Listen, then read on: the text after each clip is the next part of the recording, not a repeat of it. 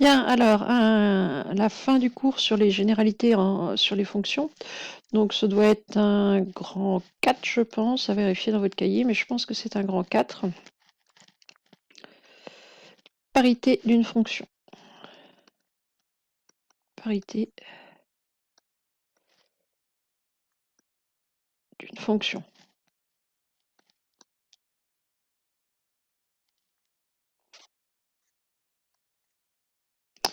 Donc, parité, ici, étant le nom qui va avec l'adjectif pair. P-A-I-R, pair contraire d'impair. Donc, effectivement, on va parler de fonction paire et de fonction impair. Alors, qu'est-ce qu'une fonction paire? On va définir ça tout de suite et on va voir ce que ça va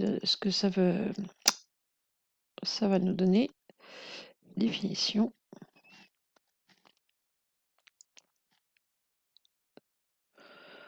On dit qu'une fonction est paire.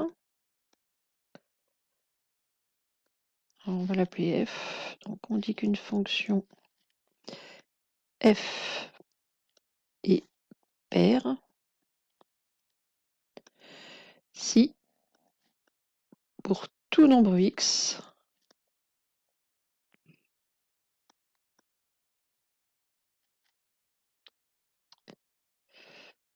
on a f de x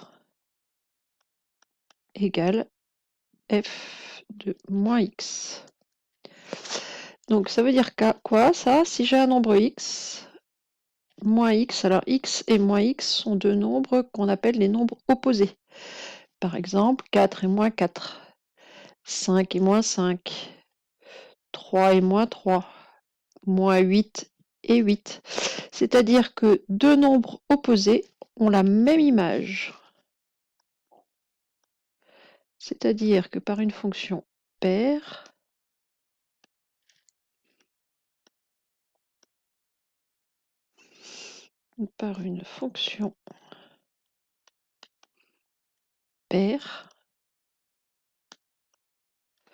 deux nombres opposés ont la même image.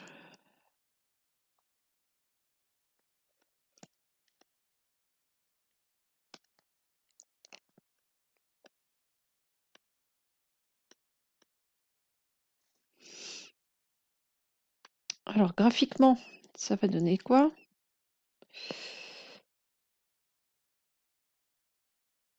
Graphiquement,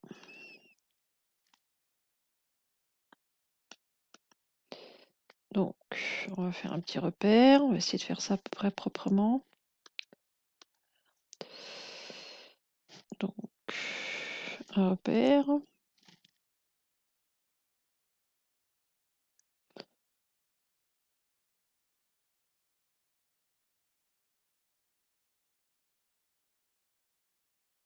Voilà. Et puis, je vais prendre des nombres opposés. Alors, on va prendre ici.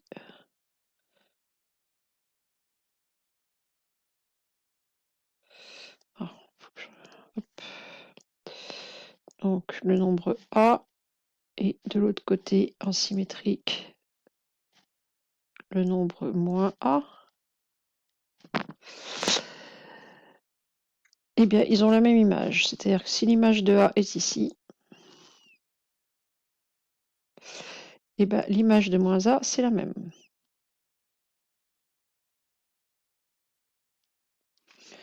Si je prends deux autres nombres,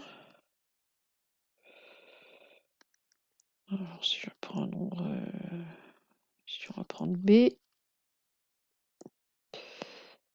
alors moins B de l'autre côté,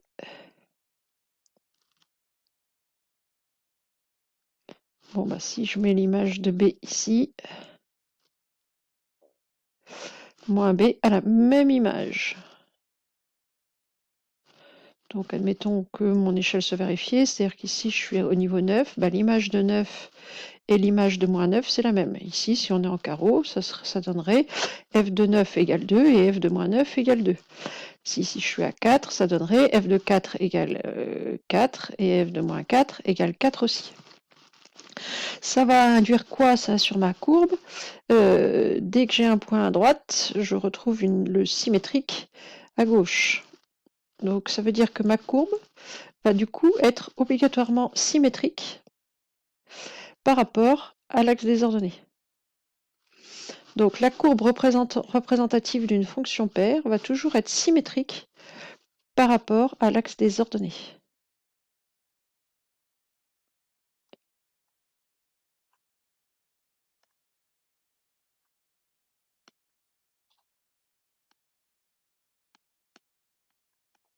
La courbe symétrique d'une fonction paire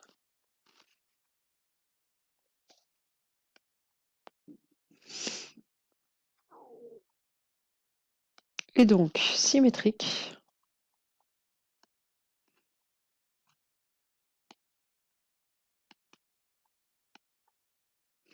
par rapport à l'axe des ordonnées.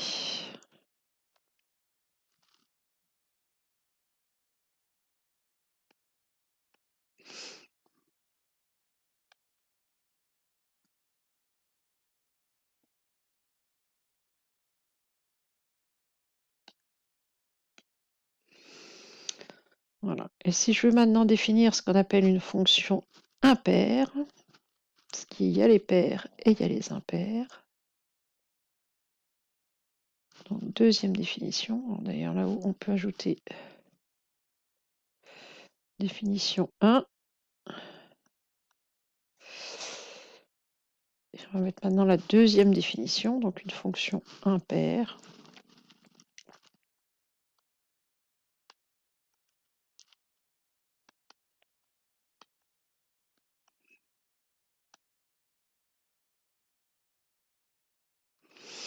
On dit qu'une fonction f est impaire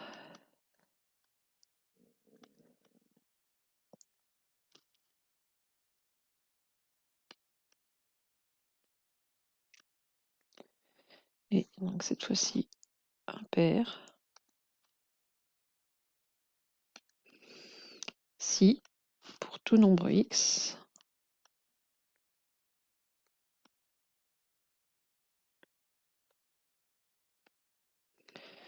donc cette fois-ci c'est l'image de moins x qui est égale à moins f de x. C'est-à-dire que deux nombres opposés, x et moins x, ont des images opposées. C'est-à-dire si vous avez l'image de moins 2 qui vaut 3, et ben, l'image de 2, elle, va valoir 3. Si l'image de 4 vaut 5, ben, l'image de moins 4 va valoir moins 5.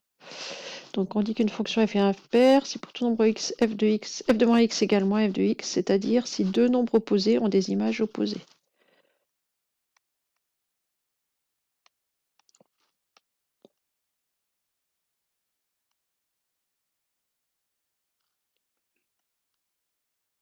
Donc deux nombres opposés ont des images opposées.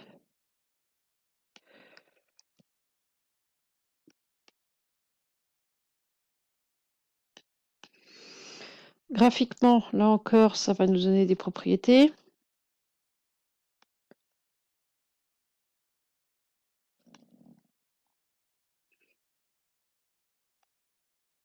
Je vais refaire un repère.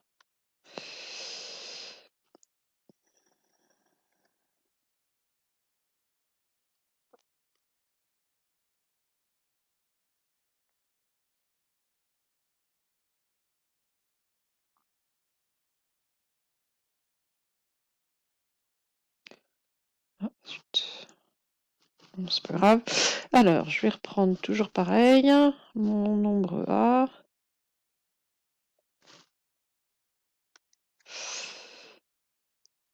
Mon nombre moins A.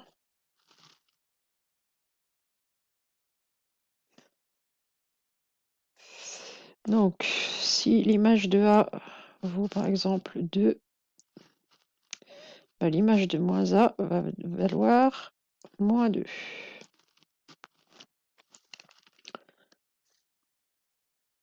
Si l'image de B vaut moins 3, Bon, bah, l'image de moins B, mettez-les bien symétriques, hein, c'est-à-dire que vous devez avoir le même nombre de carreaux à gauche et à droite entre A et moins A, entre B et moins B aussi. Donc on a bien une symétrie. Et bon, si l'image de moins B vaut par exemple moins 3, si l'image de B pardon, vaut moins 3, bah, l'image de moins B, elle, va valoir 3. Donc j'ai encore une symétrie, mais cette fois-ci, c'est plus une symétrie par rapport à l'axe des ordonnées.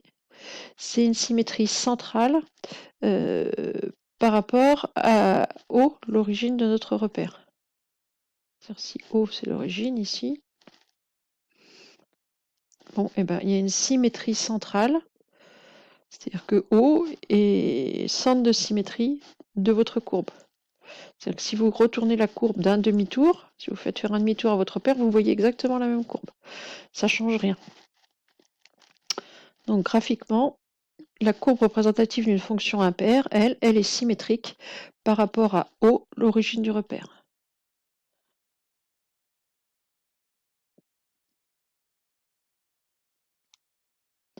On peut noter les pointillés, là je vais essayer de faire ça à peu près bien.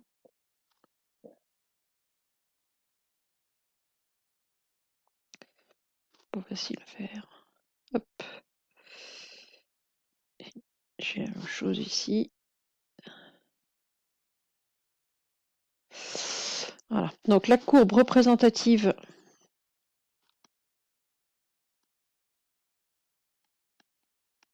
d'une fonction impaire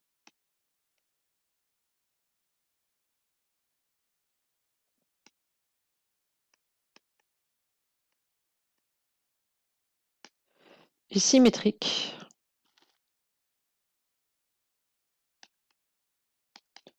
par rapport à O, origine du repère.